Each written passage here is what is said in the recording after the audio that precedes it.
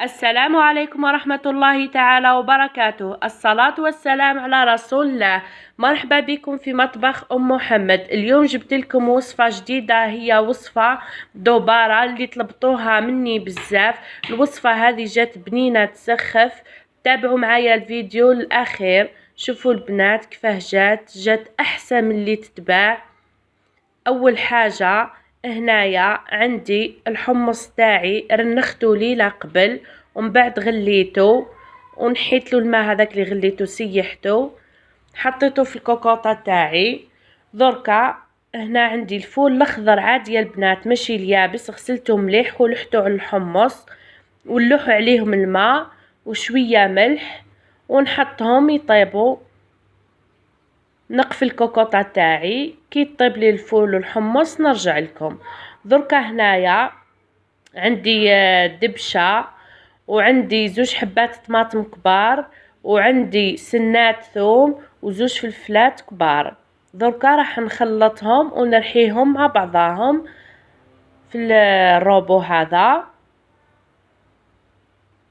يعني الطريقة هذه سهلة وتجيكم بنينة تسخف. الوصفة هذه ما فيهاش البصلة البنات، يعني البصلة نديرها غير من فوق الديكور هذا مكان. دوك نرحي المكونات تاعي هذو هكا.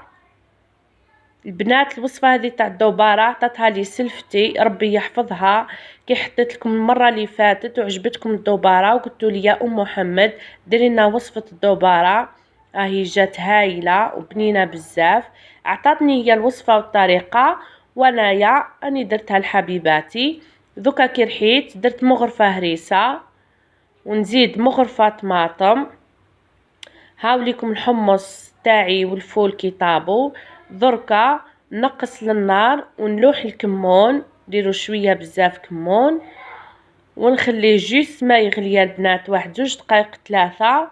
نطفي الكوكوطه تاعي. دركا هنايا خلطت الطماطم والهريسه مع الفلفل والدبشه والثوم، خلطتهم هكا مع بعضاهم.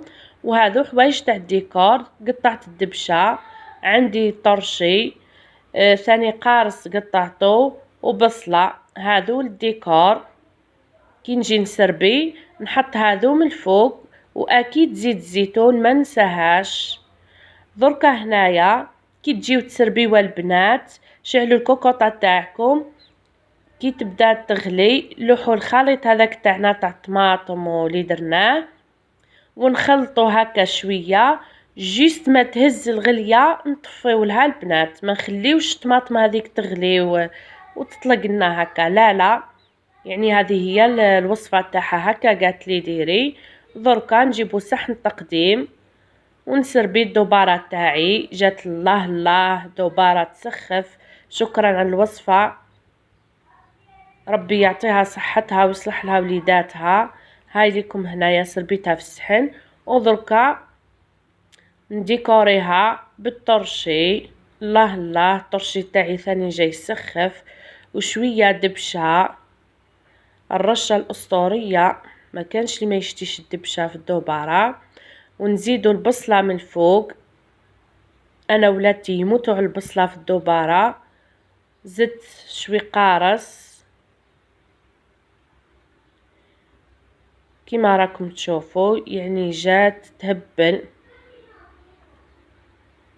شوفوا البنات كيفاه جات، يعني الاضاءة راهي ناقصة هنايا ما عطاتش لاكولار قد جات تسخف بنينة احسن من نروحو نشريوها مع السخانة كيما هذه. تخافي التسمم اخدمي دوبارة وحدك في الدار لوليداتك، يعني بصحتكم وشهيتكم في الجنة. وعلى الاخر كي نجي ناكلو ندير رشة تاع زيت الزيتون مع الاخر وتقدميها بالصحة والهنا. شوفوا البنات كيفاه جات، والله العظيم جات تسخف، جات تهبل بنينة وطريقة سهلة تكوني ماكيش قاعدة في دقيقة تحضريها. في امان الله حبيباتي، نتلاقاو ان شاء الله في وصفة جديدة.